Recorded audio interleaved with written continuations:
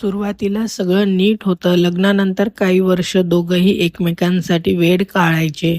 पण हळूहळू नात्यात सवय आली आणि संवाद हरवला. रोहन कामात गुंतला. घरी सगळे आहे ना इतकंच त्याचं विचार राहिलं. मायरा मात्र घर, जबाबदाऱ्या, अपेक्षा सगळं एकटीच सांभाळत होती. तिला ओरडायचं नव्हतं, भांडायचं नव्हतं. तिला फक्त ऐकून घ्यायचं होतं. पण रोहन म्हणायचा, "तू काहीच समाधानी नसतेस." त्या दिवशी मायरा शांत झाली, अतिशय शांत. न भांडणं, न तक्रार, न मागणं. रोहनला वाटलं प्रॉब्लेम संपला, पण प्रत्यक्षात नातं हळूहळू संपत होतं. मायरा सगळं करत होती, जेवण, घर, हसणं, पण तिच्या डोळ्यात भावना उरल्या नव्हत्या. ती परिस्थिती होती, पण जुडलेली नव्हती. एके दिवस रोहनने सहज विचारलं की आपण कधी एकत्र बाहेर गेली नाही ना?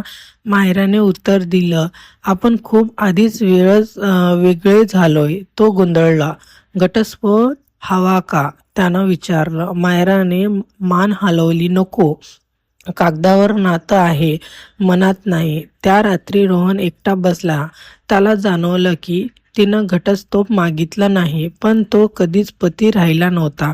नातं संपायला कधीच कायदेशीर कागद लागत नाही. ते संपतं दुर्लक्षाने, आवेने आणि न ऐकण्याने.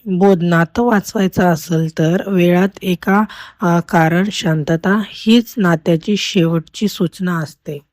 आशा करती हूँ कि आपको कहानी पसंद आई होगी। चैनल को लाइक एंड सब्सक्राइब ज़रूर करना। देखने के लिए धन्यवाद।